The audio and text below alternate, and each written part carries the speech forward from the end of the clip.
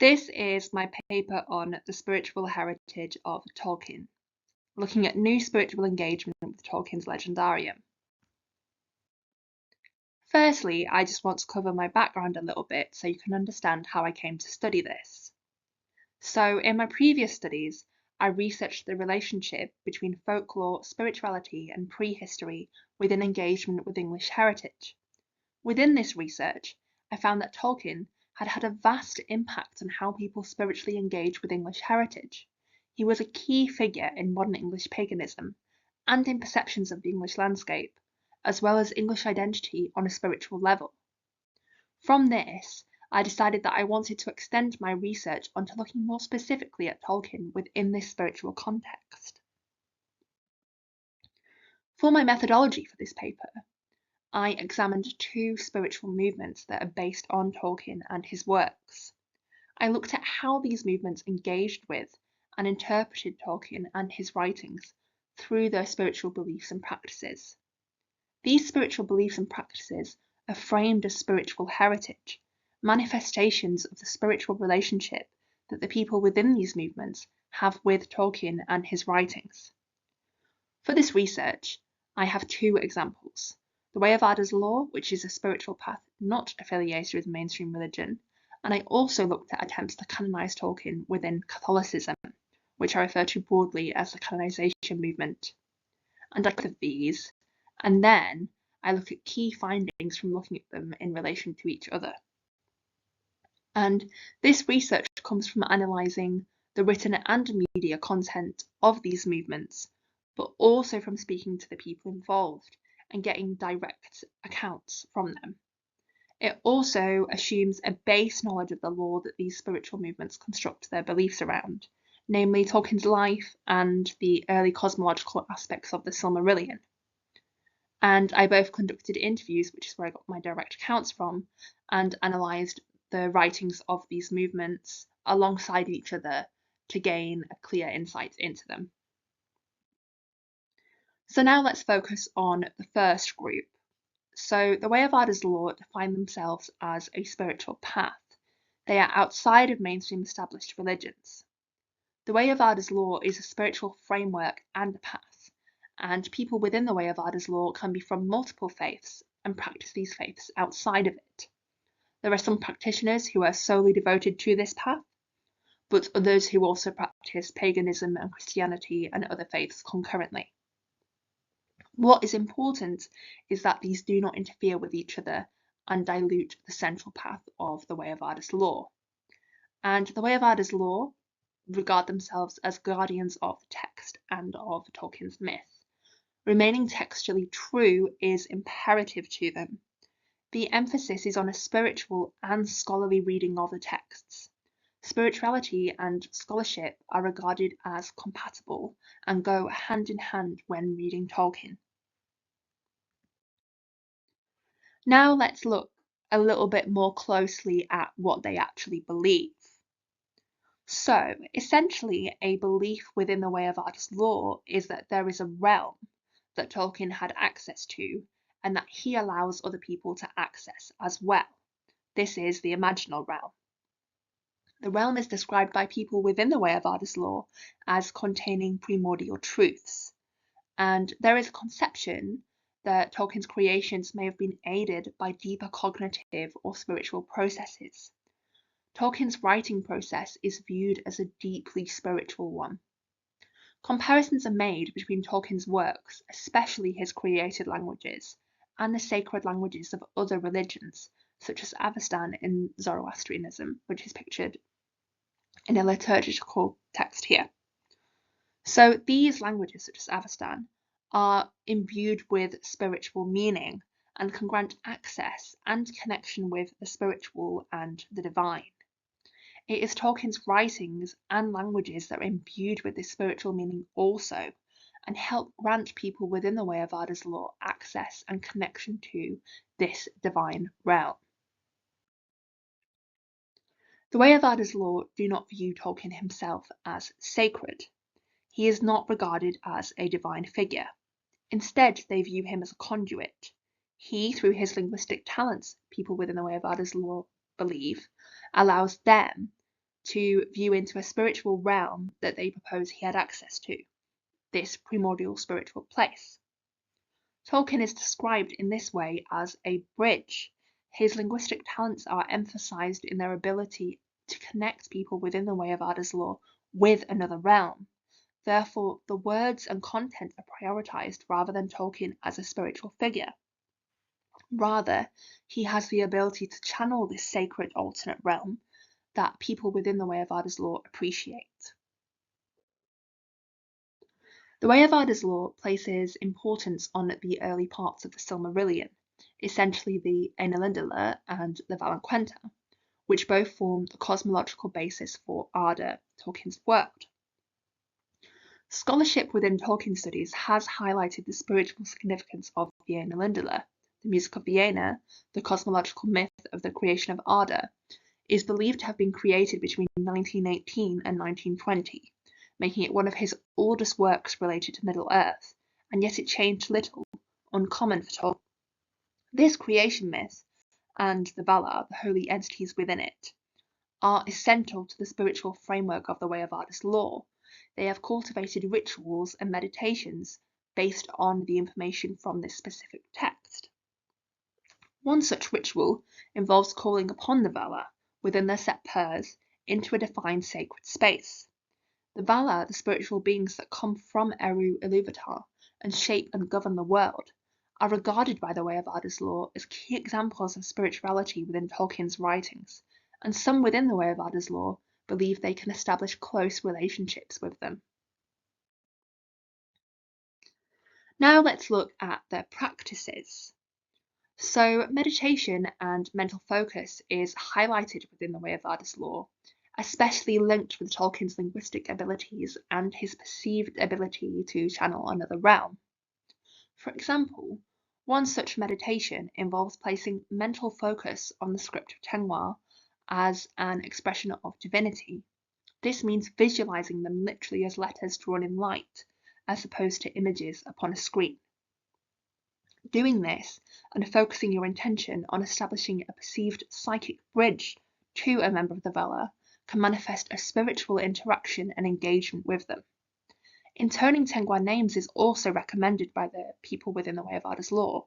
This means actively and carefully pronouncing the names, accentuating the activity of speaking these names with intention, an acknowledgement of the script itself as imbued with this deep spiritual meaning.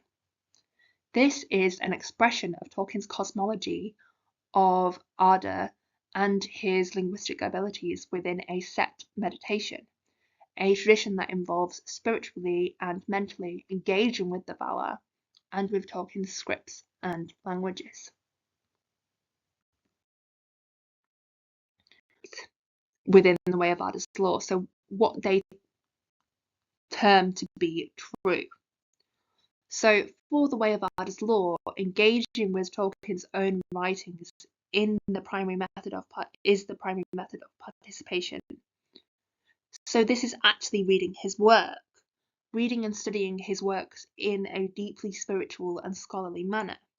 And those within the Way of Arda's law are wary of how television portrayals, in their opinion, can reduce or even omit complex themes that they regard as essential to understanding Tolkien's writings. To go to the direct source is deemed by them to be the best. All of Tolkien's works, including and with deep respect for Christopher Tolkien's contributions, form what they regard as a deep web of interconnected writings, which are spiritually significant to them. These writings do contain contradictions, but this is simply ascertained to their nature as a living, evolving tradition, and therefore spiritual heritage. And on that, now I've spoken a little bit about the Way of Arda's law, we will talk about the canonization movement. So, the canonization movement is not actually one singular group or movement, but rather several writers and Catholic thinkers acting concurrently. I analysed the cause for canonization writings of Caleb Hammond as an example of this. These cause for canonization writings place special significance on Tolkien's own personal life and correspondence. The key emphasis is on Tolkien as a Catholic, family man, and academic. Tolkien's devotion to his family and to his faith are explored significantly within these writings, though the Legendarium is still regarded as very important. The canonization movement, as expected, has an emphasis on Tolkien's identity and life as a Catholic.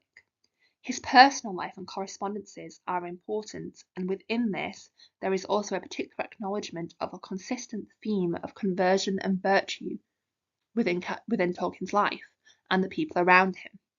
An underlying key element is that Tolkien lived a life of devout Catholic virtue and provided a guiding Catholic influence that makes him worthy of consideration for sainthood and thus an inspiration to Catholics. Hammond draws attention to the conversion of Tolkien's mother to Catholicism. Even with her illness and the hardships she faced, Mabel Tolkien was resilient in her Catholicism, and Hammond writes of how Tolkien regarded her as a martyr to the faith after her death when Tolkien was young. In this, there is a strong theme of sacrifice, namely the sacrifice that Mabel Tolkien endured to ensure her children's commitment to Catholicism and the effect that this had on Tolkien. It is also important to acknowledge the influence of Father Morgan, a Catholic priest whose kindness, sense of duty, and faith also had a lasting impact on Tolkien, and he's just pictured on the screen there. He both spiritually and physically provided for the Tolkien family. These combined created a great Catholic legacy that Tolkien continued within his own life. There is this consistent theme of spiritual tradition and devotion, even through hardships. It is perhaps impossible to mention Tolkien's Catholicism and his influence without acknowledging Edith, his wife. Hammond writes of Tolkien's guiding influence for her into Catholicism, this tradition that he had received from his own mother and Father Morgan, and he then went on to pass to Edith. A spiritual legacy continued. Hammond highlights the joy that Tolkien felt in being able to attend benediction and Mass with Edith, and his marriage was a deeply spiritual one. It was around this time, when Edith began attending Mass with Tolkien in Warwick, that Tolkien switched from his initial degree of classics to the School of English. In this, Hammond directly correlates Tolkien's academia with his faith. Hammond elaborates that it was Tolkien's Catholic worldview of Europe that aided in his studying of and deep respect for the medieval English and Germanic languages. His faith enriched and is present in his academic pursuits. Tolkien's time in the First World War also plays a role in how the canonization movement view him, especially since his Catholic faith was a strength to him, a guiding force. After he returned from the war, Hammond writes that Tolkien lived out his faith heroically in both his professional and family life. It is clear that his faith, being significant in both the domestic and the professional domains, is an influence on Hammond. Tolkien's Catholicism is present, it seems, in all aspects of his life. Tolkien is described as a spiritual director consistently, and Hammond acknowledges that Tolkien's own son joined the church as a priest, this continuous family legacy of Catholicism. Famously as well, in his academic and friendship group, Tolkien was also attributed to the conversion of his friend, C.S. Lewis. So this is subcreation and God-given talent. And despite this emphasis on Tolkien's personal life, Hammond also describes the Legendarium as the most influential expression of Tolkien's Catholicism. It is an expression of his Catholicism through his God-given talents. Hammond regards the Silmarillion as pseudo-biblical and highlights that it is a monotheistic work. He also draws attention to the spiritual warfare that he considers to be featured throughout the Legendarium, in which characters of good morality fight to suppress the influence of demonic entities, like Sauron. Additionally, Hammond also makes comparisons between Catholic traditions, such as Galadriel being a Marian figure, and also the elven lembas, the bread of life, being similar to the Eucharist. The key themes within Hammond's writing in his Cause for Canonization is this endurance for faith. Whether it be in anti-Catholic environments or through war and personal hardships, Tolkien remained a staunchly devout Catholic. Hammond credits his own faith to Tolkien's writings. Tolkien has an enduring spiritual influence on his readers and those close to him, and it is for this reason that his cause for canonization is put forward. He led a Catholic life and inspires others to do so. Hammond acknowledges that there is more scope for research on the potential sainthood of Tolkien, and he references a beatification prayer in which God is thanked for allowing his grace to flow through Tolkien in the form of subcreation. Now let's analyse some key takeaways. So what's really important, I think, within this is that both see Tolkien's writings as divine inspired thought. So the canonization movement sees his writing as a God-given talent and an expression of his Catholicism, an extension of his devout Catholic life. While the Way of Arda's Law view Tolkien as undergoing a spiritual process in his writing method and enabling them to access this divine spiritual realm through interacting with his texts. And I've just put forward a little diagram here. And we can see like the sources are both divine. So for the Way of Arda's Law, we have this imaginal realm, this spiritual otherworld. But for the canonization movement, we still have the divine, but it's Catholic tradition and faith, so Tolkien's own faith. And then we can see within the canonization movement, this Catholic tradition and faith leads to Tolkien's own personal and academic life as a devout Catholic. And then this filters into the Legendarium. And for the Way of Arda's Law, this imaginal realm, this spiritual otherworld, is contacted by Tolkien through these spiritual processes. And both people are interacting with the Legendarium in this spiritual sense. And in my final thoughts, I just thought let's examine these forms of engagement. So with the Way of Arda's Law, there is this really rich meditation tradition and of spiritual focus guided by the content of Tolkien's Legendarium. It is about spiritual and scholarly understanding. The canonization movement seems to be more about living with Tolkien as an influence, as a person, so of trying to replicate his life as a devout Catholic, and of looking at his life and his works as spiritual heritage. So this is a very broad subject, and I will be writing it into a much larger piece. I didn't get to cover everything, of course, and this is my Substack, which is at Folklore Emily. And I really want to thank the Way of Arda's Law and Caleb Hammond for aiding me in this research. It has been wonderful to speak to them and research their views, and I hope I have and will continue to express them in ways that they appreciate.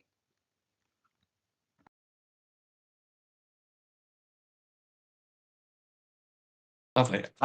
Okay, so Emily, thank you so much for sharing this video and for looking at it through a slightly different lens and for doing your own, in particular, research into this field on a primary level. So we do have a couple of questions that have already jumped in, so I'm going to jump straight into the Q&A.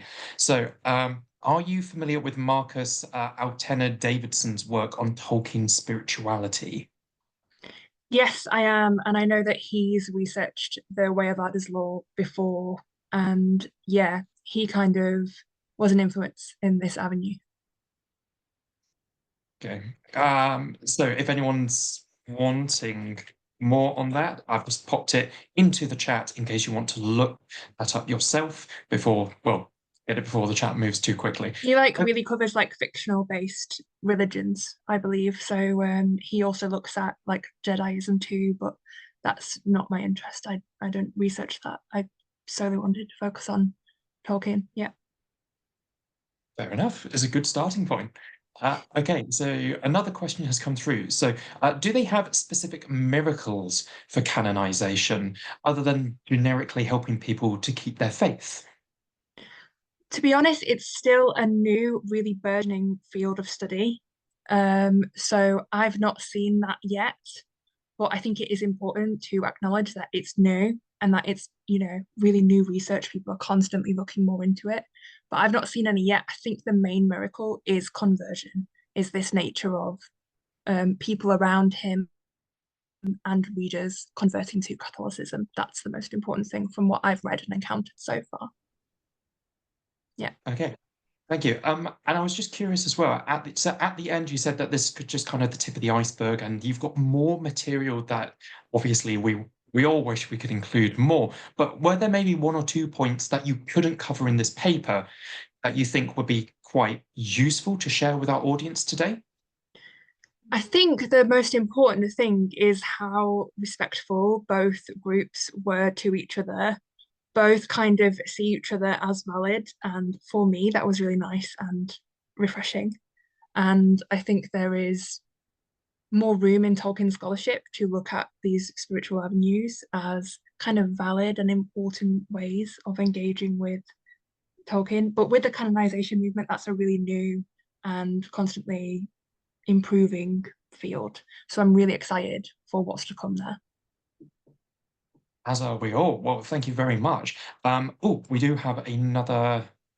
Oh, so we do have a question about how large are the groups? Way of Arda's Law, I'm really not sure. I interviewed like a couple of the main members, and there's about 4 key members who were really insightful and helpful to me. But I'm not sure about how many there are because it's kind of free, it's like a set principle, but you don't have to define, it's not very defined. With the canonization movement, it's not centralized. So I just looked at, there are centralized groups, there are groups operating, but I just looked at one writer within that. But it's getting up there. More and more people are talking about it.